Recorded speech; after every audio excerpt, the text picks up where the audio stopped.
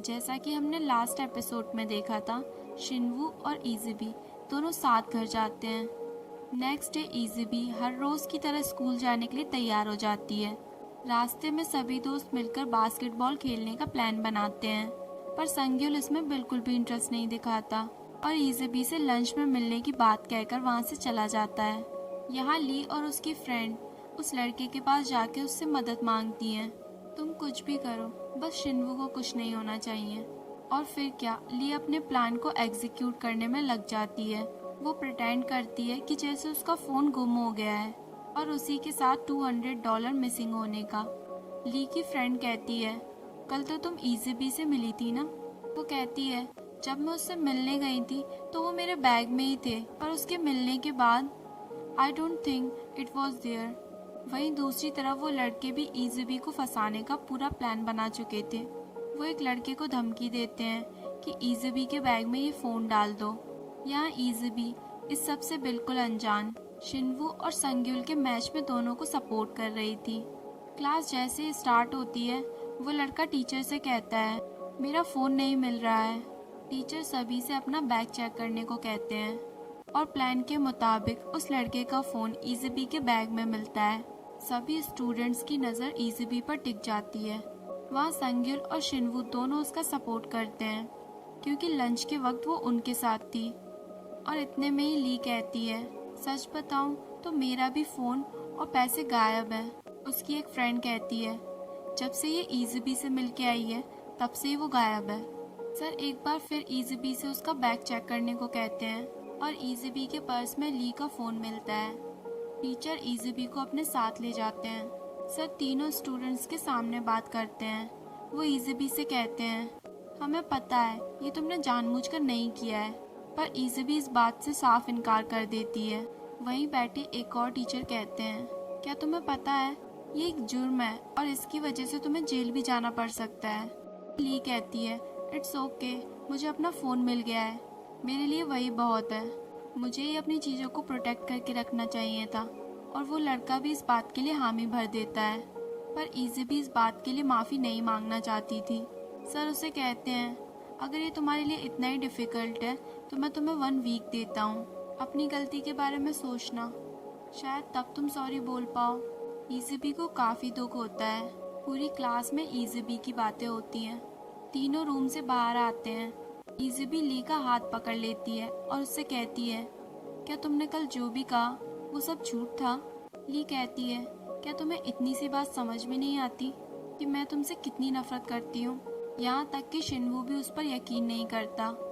वो उसे बताती है, कल मैं ली से मिली थी, शायद उसने ही ऐसा किया है। शिनवू उल्टा उस पर ही भड़क जाता है कि ये बात तुमने मुझे पहले क्यों नहीं बताई। इज़ुबी कहती है, उसने मुझे बताने से मना किया था। शिनवू उस पर काफ़ी नाराज़ होता है और कहता है, मुझे ये जानना बहुत ज़रूरी है कि मैं तुम्हारी हेल्प करूं या नहीं। इज़ुबी वहाँ से जाने लगती है। शिनवू उसका हाथ पकड़कर कहता है, क्या तुम मुझे समझाओगी? इज़ुबी उससे कहती है, तुम्हें समझाने का कोई फ़ायदा नहीं है क्योंकि तुम मुझ पर विश्वास ही नहीं करते।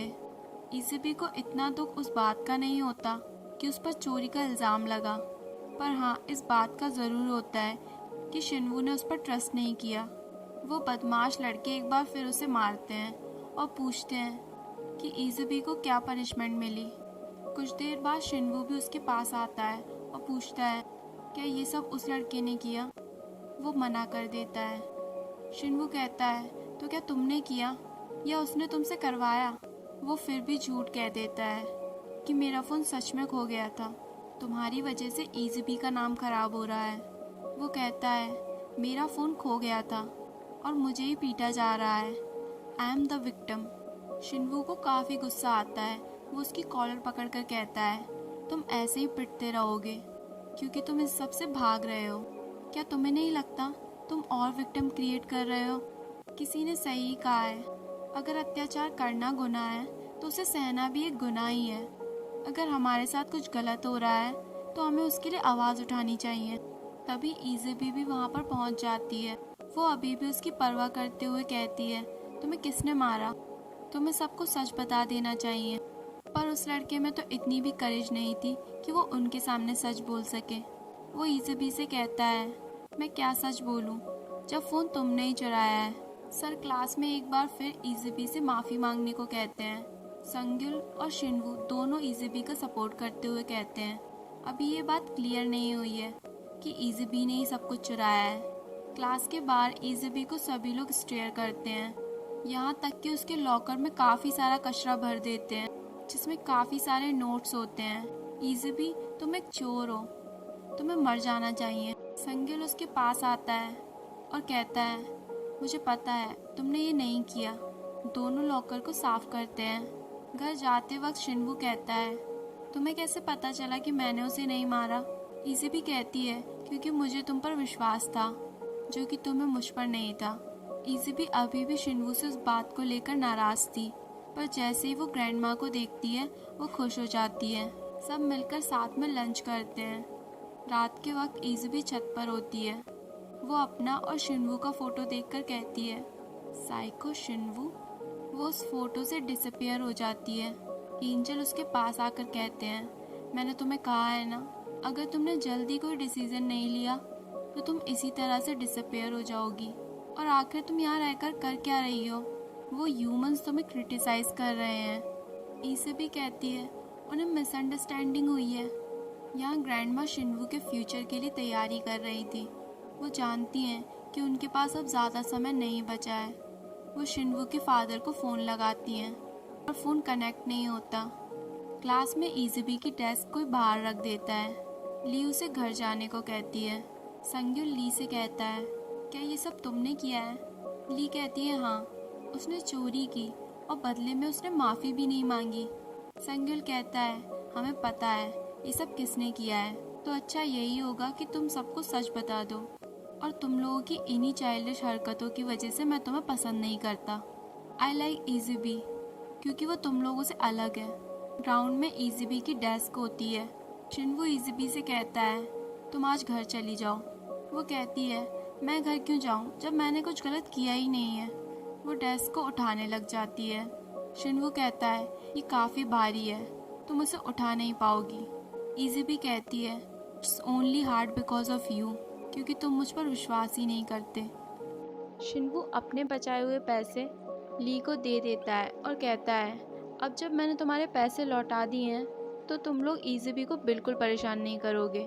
यहाँ क्लास में सभी लोग मिलकर इज़बी पे मिल्क की बॉटल्स फेंकते हैं कि तभी शिनवू वहाँ पर आ जाता है। वो लड़का कहता है जो एक चोर को बचाता है वो सच में खुद भी एक चोर होता है। तभी शिनवू को काफ़ी तेज गुस्सा आती है और वो उसको हिट कर देता है। संग्युल आकर उसे रोकने की कोशिश करता है, पर तब तक वो काफ़ी सारे पंच उस पर मार चुका होता है। सर तीनों स्टूडेंट्स को कल पेरेंट्स के साथ स्कूल में बुलाते हैं। संग्युल शिनवू को समझाता है ली तुम्हें पसंद करती है, इसलिए वो इज़बी के पीछे लगी रहती है और यही वजह है कि वो इज़बी को परेशान करती है। वो लड़का तुम्हें पसंद नहीं करता और तुम्हारी कमज़ोरी इज़बी है और जिस वजह से वो इज़बी को टारगेट बना रहा है। तुम कुछ भी करो, दोनों तरफ से इज़बी फंसेगी। यहाँ शिनवू की ग्रैंड माँ शिनवू की माँ से मिलने आती हैं और शिनवू को अपने साथ रखने को कहती हैं। हालांकि वो अपनी बीमारी की बात उन्हें नहीं बताती, जिस वजह से वो उन्हें ऐसा करने से इनकार कर देती हैं। संग्युल और शिनवू जैसे तैसे अपने गार्डियन को मना लेते हैं स्कूल आने के लिए। सभी लोग आमने सामने होते हैं। शिनवू की ग्रैंड माँ काफ़ी माफ़ी मांगती हैं शिनवू की उस गलती के लिए, पर शिनवू ने रोक देता है और खुद नीज पर बैंड होकर माफ़ी मांगता है। पर उस लड़के के फादर अभी भी इस बात को खींचने में लगे होते हैं। कभी कभी पेरेंट्स ही बच्चों का फ्यूचर बर्बाद करने की पहली सीढ़ी बनते हैं। जिस तरह आज उसके फादर बिना किसी की बात सुने उसे प्रोटेक्ट करने में लगे हुए हैं। तभी अचानक इज़बी वहाँ आ जाती है और सबके बिहाफ पर माफ़ी मांगती है। वो कहती है अगर किसी को जाना ही चाहिए तो वो मैं हूँ, क्योंकि ये लड़ाई मेरी वजह से हुई थी।